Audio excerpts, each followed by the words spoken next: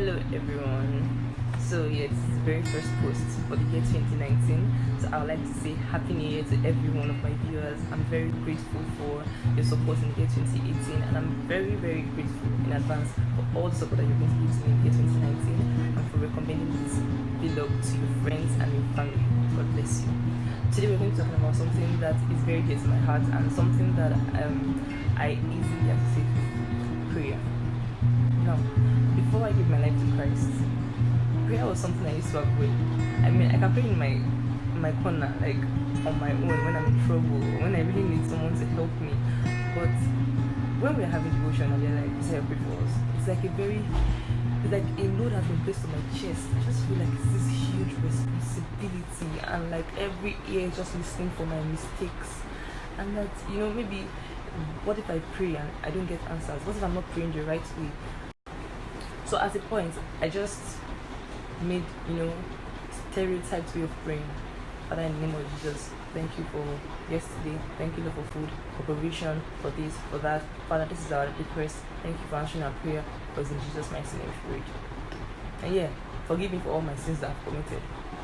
And then, after I gave my life to Christ and I started getting to know more and more, and I kept growing, and as I'm still growing, I got to know that prayer is just simply communicating with my Father. Prayer is just simply communicating with God. So it's not until I'm on stage and shaking my head and screaming at the top of my voice, or I'm rolling on the floor. Yes, there are times when you need to do all those things. Frankly speaking, I'm not against any of that, because there are times when you're just so emotional and you're just deep in that request or deep in that thanksgiving. But prayer is just simply talking to God. And when the Bible says pray without, I finally understood what the Bible was talking about. It meant be in constant communication with your God. Why do I need to be in constant communication with God? He's the one that has the blueprint of my life in his hands. He knows where my life is going to end and how it's going to go. So I want to constantly communicate with him, so I know the next step to take, so I know the next word to speak, so I know the next thing to do. Prayer is just simply saying, hello daddy, I haven't spoken to you today. Hello daddy, I really need to make this presentation tomorrow. What do you think I should do about it? Hello daddy, I'm very grateful for helping me to wake up. Hello daddy, I'm very grateful for the ability to be able to walk. It's just simply talking to God. And the issue of the length of your prayer has been out there and all that. I would like to say start from somewhere. You see, when Jesus Christ was on earth, he is the Son of God. He knows the power that he has. He knows the authority that he commands.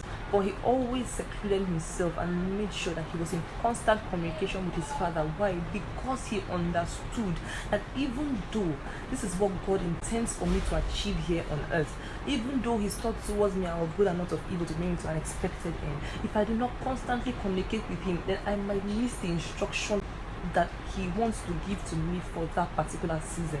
I learned that there is a step that you should take in order to make it at every point in time in your life.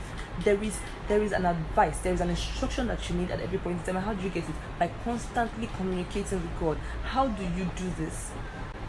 Number one, make that effort. It's just simply speaking to God and ask the Holy Spirit for help. Start somewhere, like I said earlier. It might look like, prayer is such a big deal. Yes, it's a big deal in the sense that I'm communicating with the Almighty God. But it is not a big deal in the sense that, it's something that I'm not able to do, something that I have to think and think and think before I'm able to achieve that, that task. If you're not able to pray as a Christian, you will always remain a prey to the enemy. I learned that the hard way. And I really hope that everyone listening to me will receive the grace to begin to communicate constantly with God in order to keep making waves in this generation, and in order to not miss your step at any point in time. The Lord keep helping us as we obey and as we keep praying and keep communicating with him. In Jesus' name, amen. Happy New Year once again. Bye.